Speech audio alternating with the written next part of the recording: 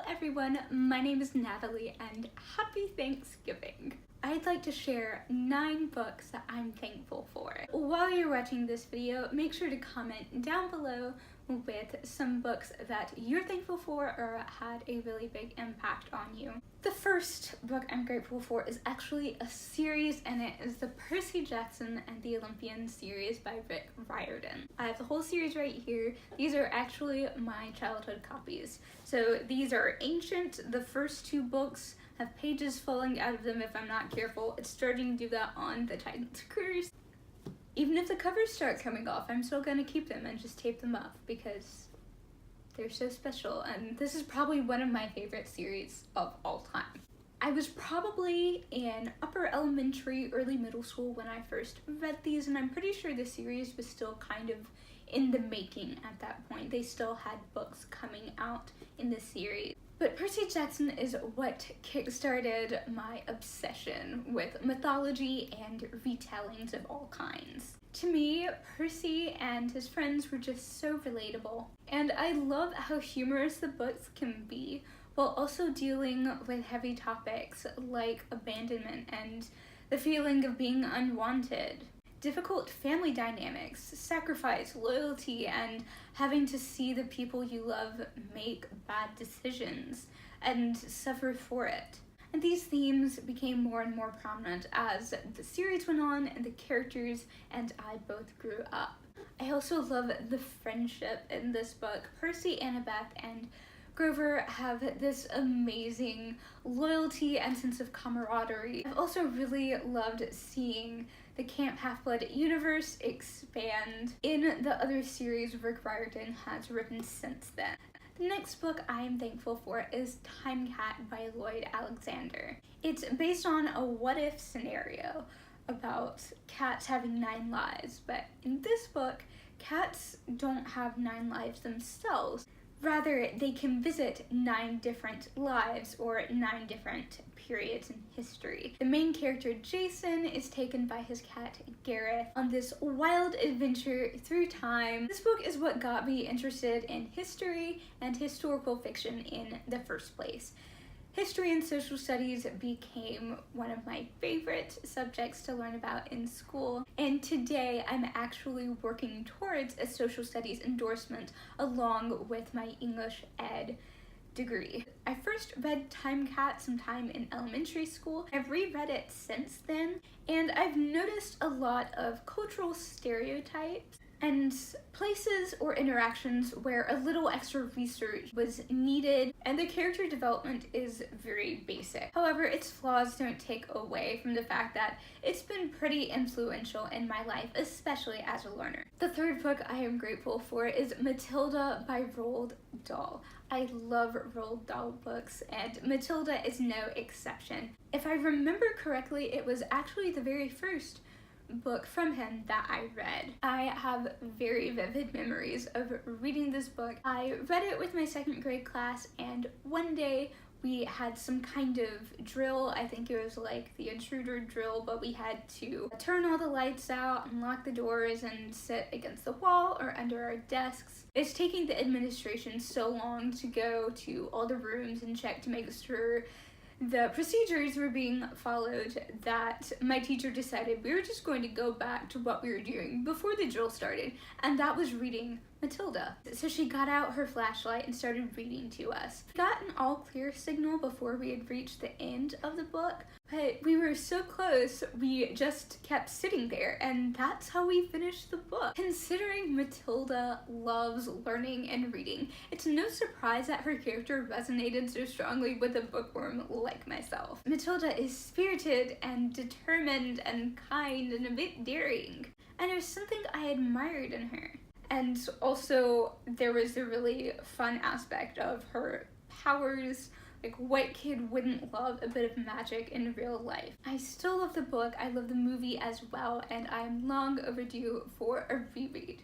Next, I have another series, and it is The Chronicles of Narnia by C.S. Lewis. When I was little, my parents used to read to my sister and me before bed, and The Lion, the Witch, and the Wardrobe and The Magician's Nephew were two of the books they read to us during that time. I later reread those books on my own as well as the rest of the series. I fell in love with the writing style and the atmosphere and imagery and just how visible and clear the world was. Narnia books are definitely some of those books that solidified my love for reading. Silver Chair was my absolute favorite, closely followed by The Magician's Nephew and The Lion, the Witch, and the Wardrobe. And I am still upset that they have not continued the movie franchise. They didn't even get to my favorite one.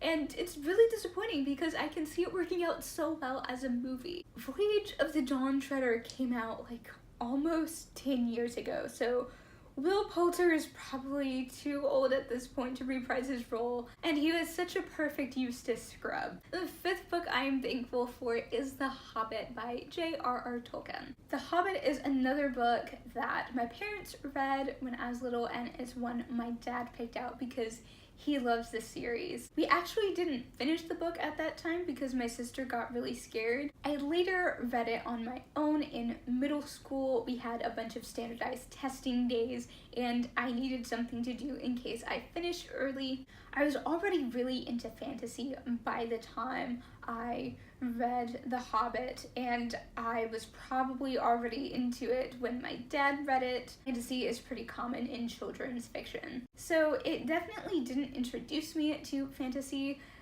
but it did kind of further my love for it. The sixth book is To Kill a Mockingbird by Harper Lee. This was actually the very first classic that I ever read.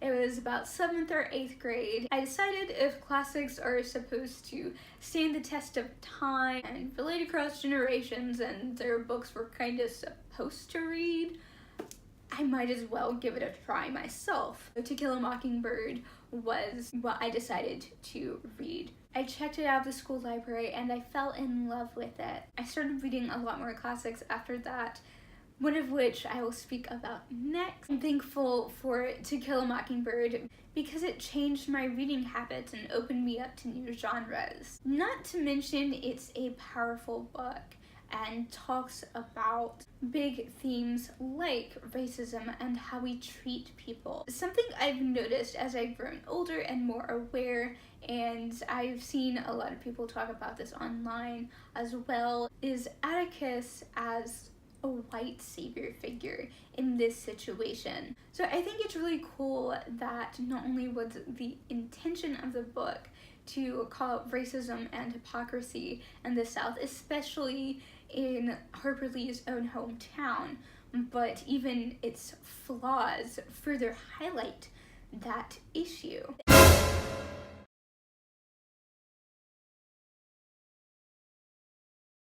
The eighth book I want to share with you is The Book Thief by Marcus Zusak. I talked about this in my Myers-Briggs book tag video a couple weeks ago, and I will link that down below.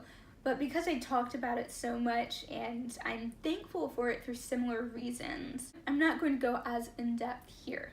I do want to say that it is fundamental in changing and developing my understanding of reading and furthering my love for books. You see this beautiful friendship between Max and Liesel, two very different people, and it all started because of books. At the time I read this book, I didn't know very many people, especially my age, that loved books as much as I did. But The Book Thief taught me that reading and writing and just language in general didn't have to be a solitary thing. It connects people and it's such a powerful tool, and it's part of why I joined the BookTube community. The last book I wanted to talk about is The Spoon River Anthology by Edgar Lee Masters. My sister did theater, and for their class they had to do monologues pulled from the poems in this book. I saw this book when I was just browsing through Second and Charles, and just recognizing the title, I decided to pick it up. I had no idea what it was about, but it's been a staple in my poetry collection ever since. The reason why I'm thankful for this book actually has to do with something that started developing after I initially read it. Around 11th grade, I started having anxiety, and it just grew worse over the next year or so. Books had been a huge part of my life, so naturally, if I was going through something difficult, books would be something I would go to. And when it came to my anxiety, for some reason, I just always reached for Spoon River. I don't know the reason to this day, but something about it never failed to calm me down and make me feel better. Books have helped me through a lot more things than just anxiety, and I know that's one of the many functions they will continue to have in my life. Books have always been my friend and my refuge and my comfort, and ultimately that's why I'm thankful. That is all for now. Make sure to like this video and subscribe, and say hi or share your thoughts down in the comment section. You typically upload on Fridays. Last week was an exception. This month has just been super crazy in terms of school, and I've only been able to film videos on like a weekly as needed basis. I haven't been able to like pre-film or anything, and there was just too much stuff going on last week for that. But pretty much every Friday I will be uploading a video. You can click on that little notification bell if you'd like to know when I have a new video. I hope you had a great Thanksgiving if you did celebrate it. Have a wonderful rest of your day, keep reading, and I will see you next time here on the Mighty Quill.